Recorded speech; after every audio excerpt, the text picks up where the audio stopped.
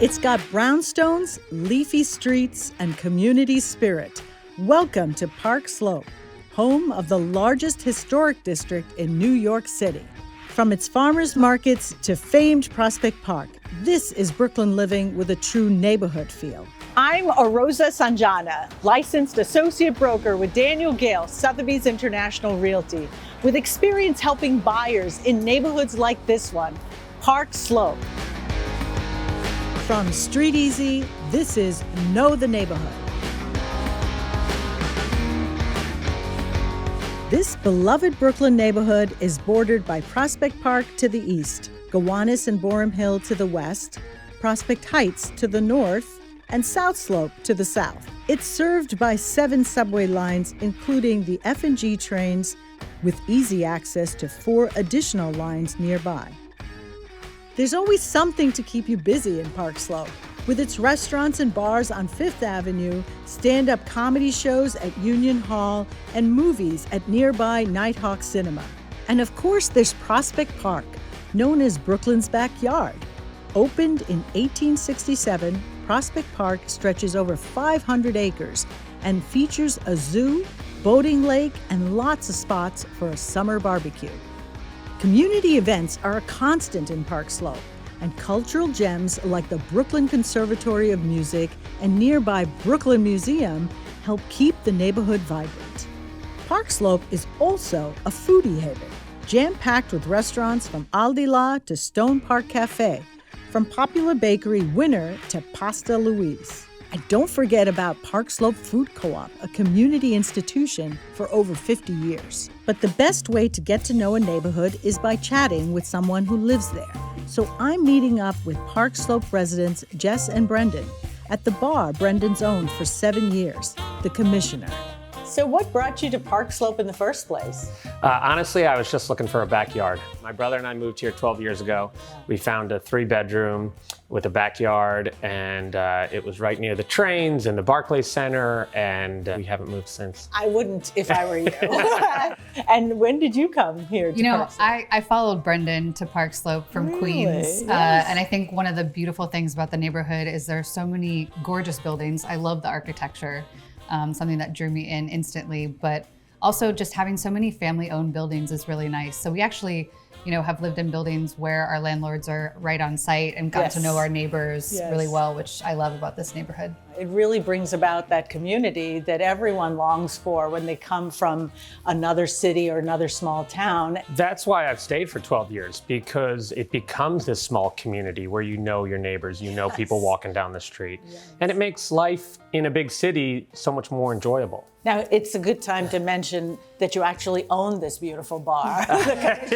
Yes.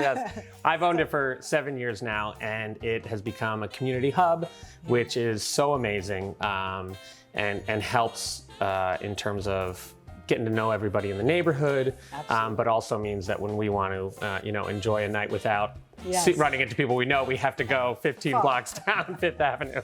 So what are your favorite memories in Park Slope? Probably our wedding, which we were very privileged to be able to do it during open streets and actually did it right in front of the bar.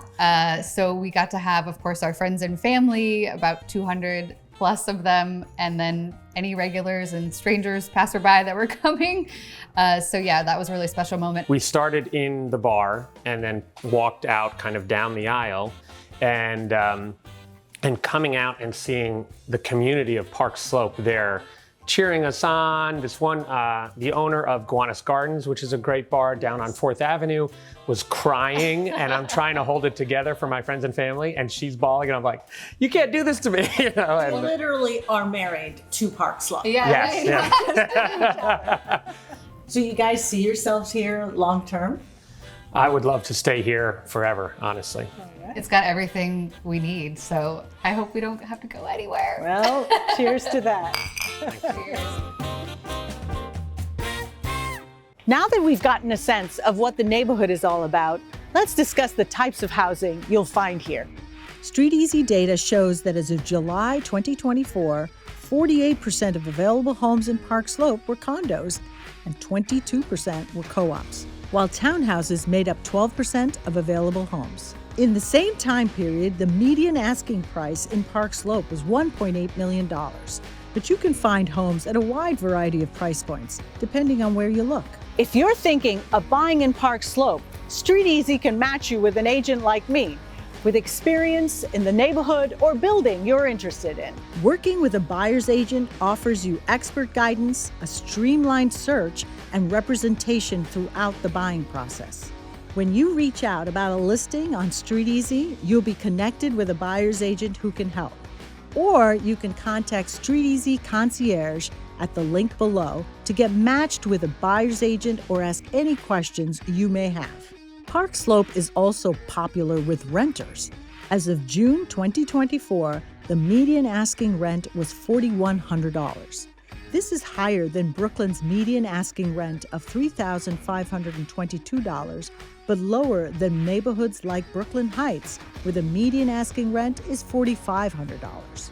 But again, there are options for renters at a range of price points, depending on the section of the neighborhood, apartment size, and amenities. So as we've seen, Park Slope is a blend of stately architecture, serene nature, and community. If you like a more relaxed pace while still being close to the bright city lights, Park Slope could be the place for you. Thanks for joining us for this episode of Know the Neighborhood. If you'd like to learn more about Park Slope and other New York neighborhoods, visit our blog, which is linked below. I'm Rosa Sanjana. Thanks for watching, and I'll see you in Park Slope.